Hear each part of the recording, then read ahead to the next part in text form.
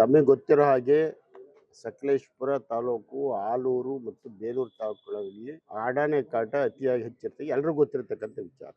ಹೌದು, ಅವತ್ತು ಅಲ್ಲಿ ಒಂದು ಘಟನೆ ಆಯಿತು. ನಮ್ಮ ಎಷ್ಟೋರ ಹತ್ರ, ಚೌಡನಹಳ್ಳಿ ಹತ್ರ ಆಗಿದ್ದು ನಿಜ. ಆದರೆ ಸಹಜವಾಗಿ ಜನಸಾಮಾನ್ಯರು, ರೈತರು, ಹೋರಾಟಗಾರರು ಅಂಥ ಸಂದರ್ಭದಲ್ಲಿ ಭಾಗವಹಿಸ್ತಕ್ಕಂಥದ್ದು ಸಹಜ. ಅದು ಜನರ ರಕ್ಷಣೆಗೆ ನಾವು ಪ್ರತಿನಿಧಿಗಳು, ಹೋರಾಟಗಾರರು ಬರಲೇಬೇಕು. ಅವ್ರು ಬಂದಿದ್ದು. ಆ ಆಕಸ್ಮಿಕ ಘಟನೆಯಲ್ಲಿ ಅರ್ಜುನ ತೀರೋಯ್ತದು. ಅದಾದಾಗ ಕೆಲವರು ಪ್ರತಿಭಟನೆ ಮಾಡಿದರು. ಕೆಲವರು ಇಂಥ ಜಾಗದಲ್ಲೇ ನಿರ್ದಿಷ್ಟವಾಗಿ ಸ್ಮಾರಕ ಮಾಡಬೇಕು ಅಂತ ಹಠ ಮಾಡಿದ್ದು ಸಹಜವಾಗಿ ನಡೆದಿತ್ತು.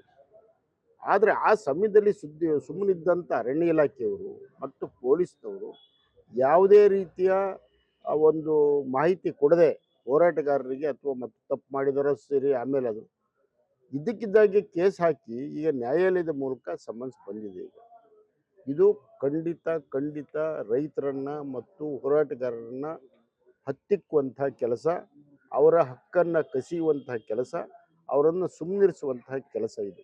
ಅದು ಕೂಡ ತಡವಾಗಿ, ತುಂಬ ತಡವಾಗಿ ಬಂದಿದೆ. ಇದು ತುಂಬ ತಡವಾಗಿ. ಈ ಘಟನೆಯನ್ನು ನಾನು ಖಂಡಿಸ್ತೇನೆ. ಆರೋಪಿಗಳು ಯಾರೇ ಇರಲಿ, ನಮ್ಮ ವಿಕ್ರಮವ್ರು ಇರ್ಬೋದು, ನಮ್ಮ ನಾಗರಾಜ್ ಇರ್ಬೋದು, ಯಡಹಳ್ಳಿ ಮಂಜುನಾಥ್ ಇರ್ಬೋದು, ಯಾರೇ ಆಗಲಿ, ಅವ್ರು ಮುಂಚೂಣಿಯಲ್ಲಿ ಇರ್ತಕ್ಕಂಥವ್ರು. ಅವರು ಇಂಥವ್ರು ಮೇಲೆಲ್ಲ ಹಾಕಿರ್ತಕ್ಕಂಥ ತಪ್ಪು. ನಾನು ಅರಣ್ಯ ಇಲಾಖೆಗೆ ಮತ್ತು ಪೊಲೀಸ್ ಇಲಾಖೆಗೆ ನಾನು ಒತ್ತಾಯ ಮಾಡ್ತೇನೆ.